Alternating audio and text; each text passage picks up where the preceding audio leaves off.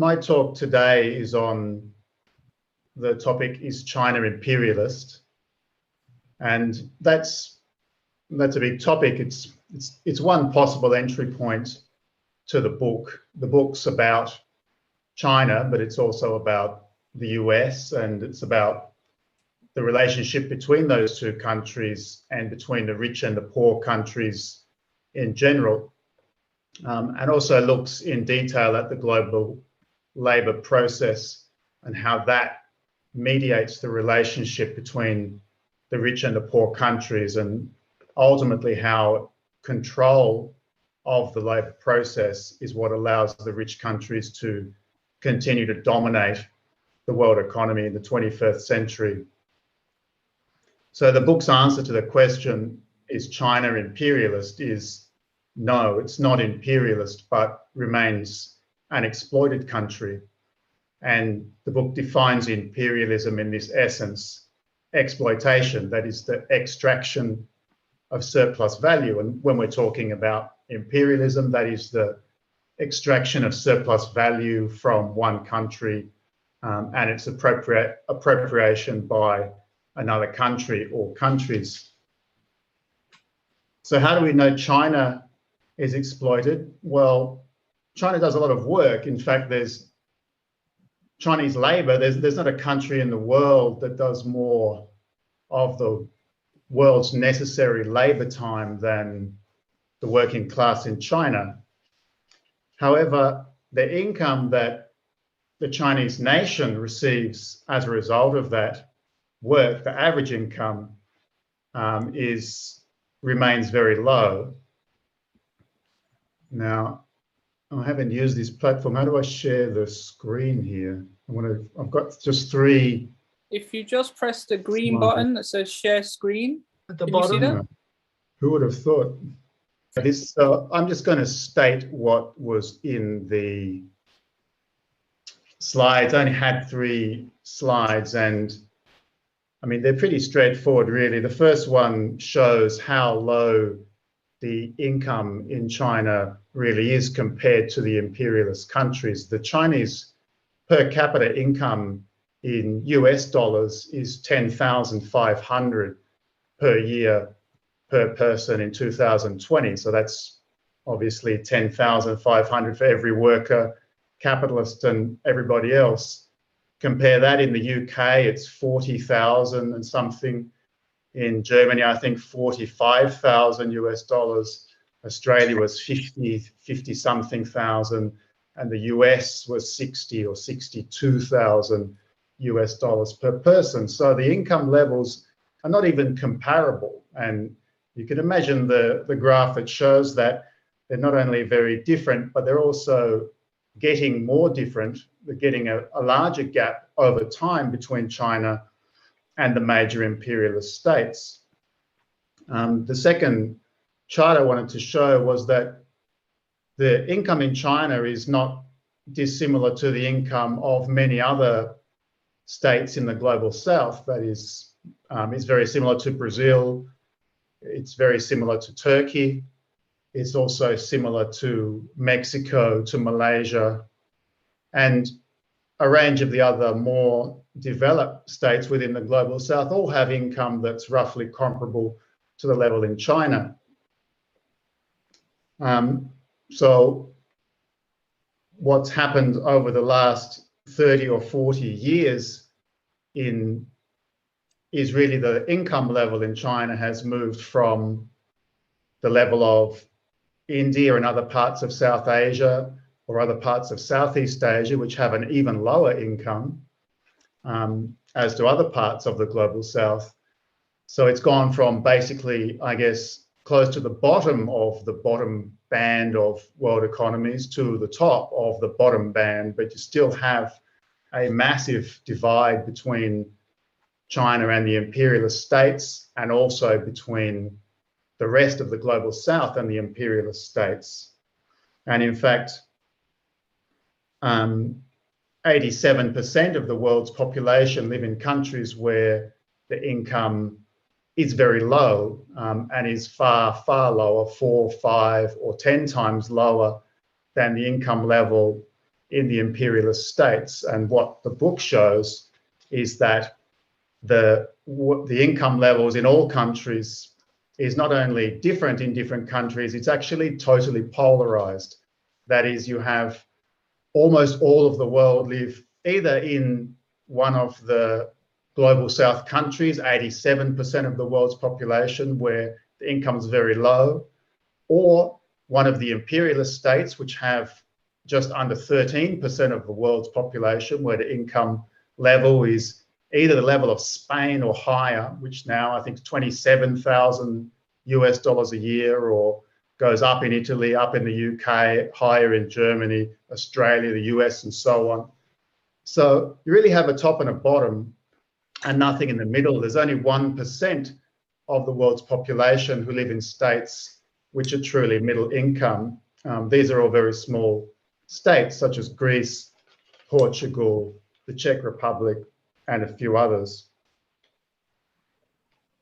So unfortunately, you couldn't see that in the chart, but I think, well, it's in the book and it's a fairly clear point to make. And hopefully most people here are fairly familiar with that already. That's the first point I wanted to make.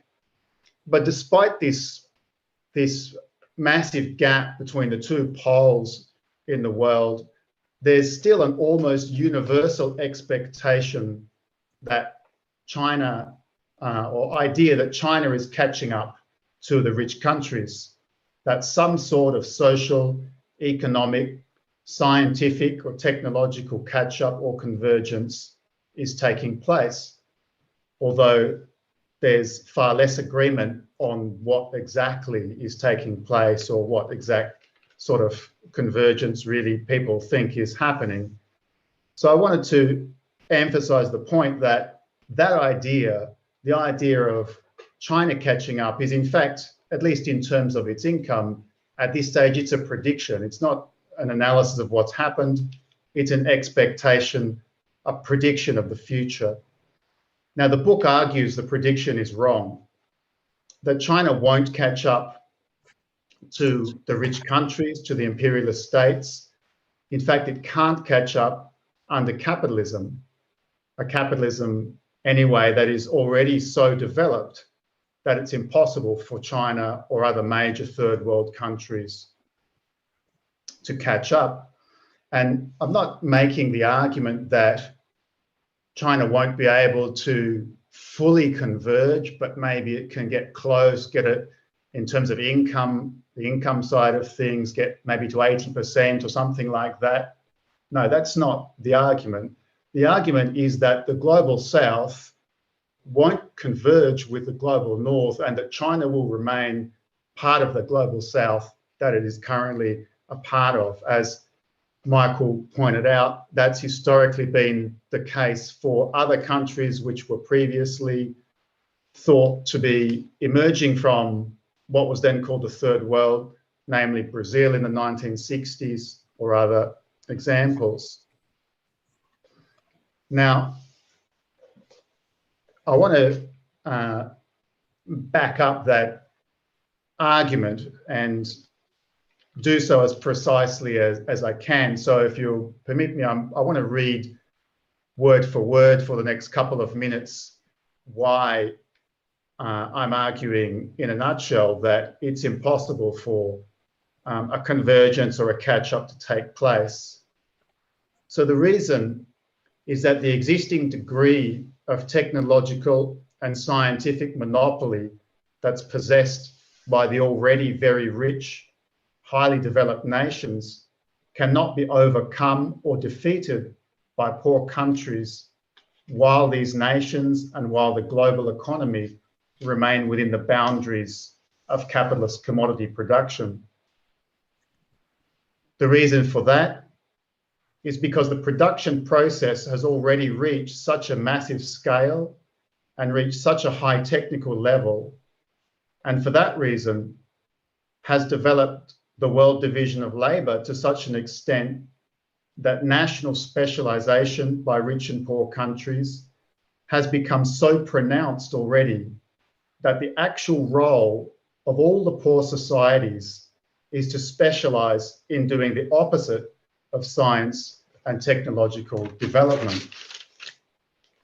The prescribed role of all the poor societies in today's imperialist world economy is to do as much as possible of the world's ordinary labour or non-scientific labour. Therefore, the labour role that poor societies must play does not prepare them to challenge or defeat the rich country's monopoly over productive technology and over the highest labour productivity.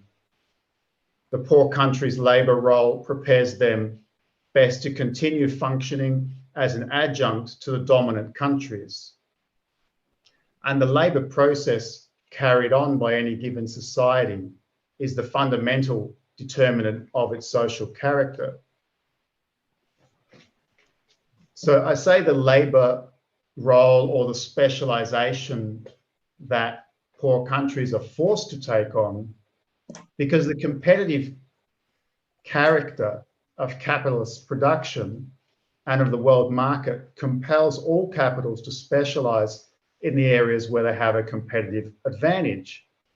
And it's obvious that a technologically backward capital or country cannot compete in very many high-tech fields.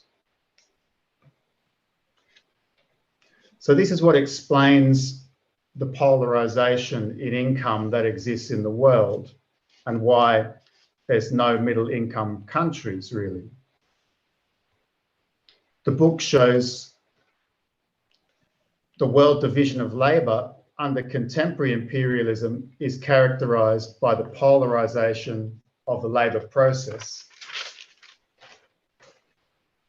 The formation of high and low poles, both in income and the labour process, is due to the fact that established monopolies concentrate high-end, that is high-tech, and high-value labour processes in their own hands. All the other labour processes, what is aptly called ordinary labour, whether these are low-tech or medium-tech, but not the high-tech or high-end processes, all of these are thrown off or sometimes prized away and thereby concentrated in the hands of non-monopolistic capitals in the global south who have become specialist in these. So the above, that basic outline, and I'm not sure how easy it is for people who haven't had their head in that space as much as me to follow just from the outline, but that, in a nutshell, is the main or one of the main arguments of the book, and it shows in what I think is a fairly straightforward manner a number of things. So one is why the world is divided as it is. It also shows why that division has been unchanged since colonialism, 75 years on, that the same countries are the rich and the same countries remain subjugated and oppressed. It also explains the form and the force behind the shape that the globalization of production during the neoliberal period took, and why 30 or 40 years of that process too, despite its massive steps forward in the force of production, if you like, why no catch-up occurred during that period either. And it's also, I argue, why no catch-up can occur over the next 40 or the next 75 years if we keep the same imperialist system in place. So the book defines this situation and theoretically explains it as the global divide between monopoly and non-monopoly capital. That's the basic thesis of the book. And I should say it's not really my thesis. It's actually Lennon's thesis, or the the majority of the elements necessary to come to that conclusion are present, I show in the book, are present in Lennon's work, although not all of them are theorized in that work, because the production system hadn't crystallized to the same point that it has today. The problem really has been that Lenin has been completely forgotten and badly misunderstood, I would argue, and very badly caricatured, really, particularly in English language academic works. There's been no significant work on Lenin's theory of imperialism really since through the entire neoliberal period, since the start of the 1980s. So the book basically takes some, I think, the key parts, I would argue, of the mass of new evidence, the huge amounts of new evidence that is presented to us by the changes in the production system that developed through the neoliberal period, and marries that, if you like, with a theoretical framework with Lenin's Marxist theory of imperialism, or a revival of that. Now, having said that, I can guarantee that at least probably half the room has in their heads, yes, but what about China? What about China? Isn't China different to the historical pattern?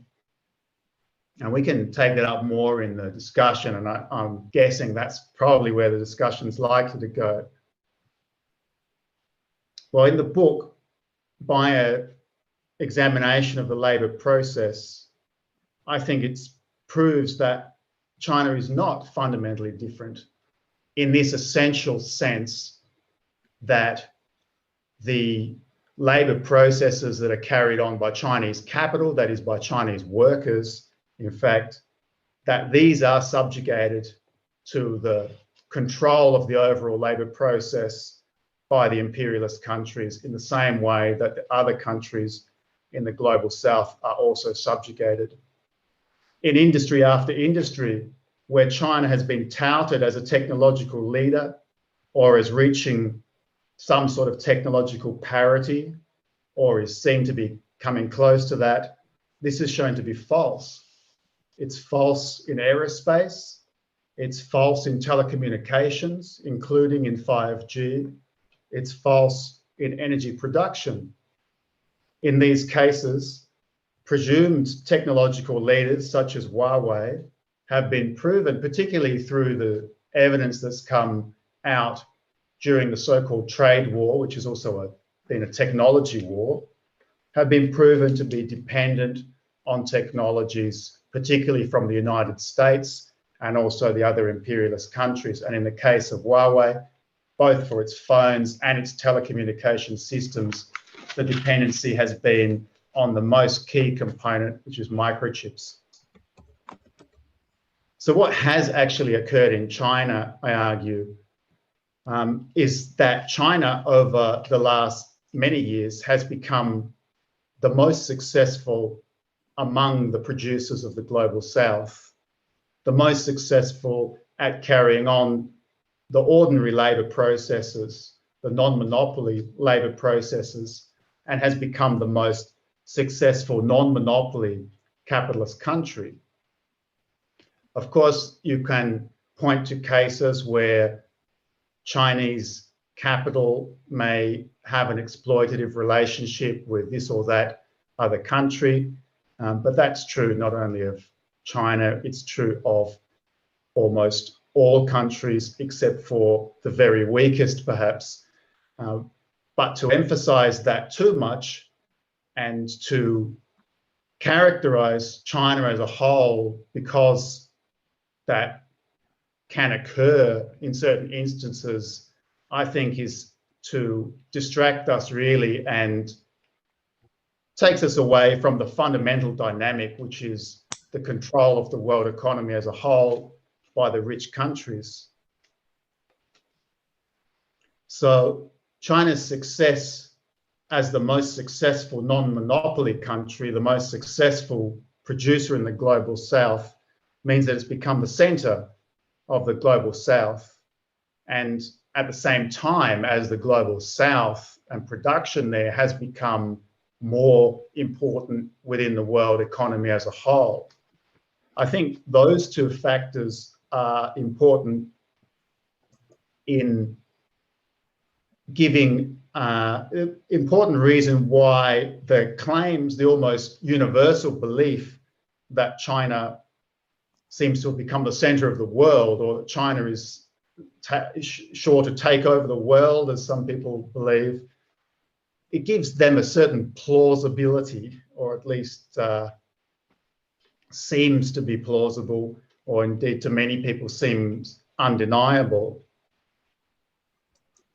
It's the reason why perhaps the world's most prevalent prediction that China is catching up is seen as self-evident, but in fact it's wrong. So the last point I want to make is that the book is not anti-China, and it doesn't denigrate or belittle China. And in fact, in my own view, the achievements of the People's Republic of China in its 70 years of existence are immense, and particularly because those have taken place in the context of hostility from the imperialist countries for most of its history, and also in the context of the legacy of imperialism that left China in a very difficult social condition before the revolution took place. The recent example that the Chinese government has been able to announce the abolition of extreme poverty, at least as defined by the World Bank, for 850 million people, that's not something to be taken lightly or to be forgotten quickly. And Chinese society's right to develop, its right not to be economically strangled, to be free of military aggression, these are things that should be supported actively, especially by those of us who live inside imperialist countries such as Australia, the United States, or Europe. At the same time, I argue to really appreciate the achievements that China has made, we have to understand them more accurately than I think has sometimes been the case. And this is not just an academic question either. If we can't understand China's exploitation, or if we gloss over it because of a prediction that it's going to end in the future, then the real anti-China ideas, such as the ridiculous propaganda that China is somehow an aggressor in relation to the United States or Australia or imperialism, then these become more plausible and more palatable. If we as left intellectuals can't very clearly explain how China is exploited, how it's prevented from catching up, then in the eyes of working people, especially workers inside the imperialist countries, every new act of imperialist aggression, even acts like the announcement of building a new fleet of nuclear submarines, which was announced, I think, on Thursday, between a new alliance of the Australia, United Kingdom and United States, will be viewed by working people not as imperialist aggression, but as some kind of legitimate defense against a rising enemy, or as part of a fallout amongst thieves who are all bad and none of them being worth any sort of defense. It makes aggression more palatable and easier. It makes it easier for imperialism to get away with it. It makes it easier for imperialism to survive and harder for the 87% of the world's population who live in the global south to survive. And it delays the solidarity, alliances, and organising necessary to actually break the imperialist stranglehold. because this can't be broken by states in the global south alone. The power of the actual imperialist powers can only be broken by the combined efforts of working people and their supporters in both the global north and the global south. Thank you.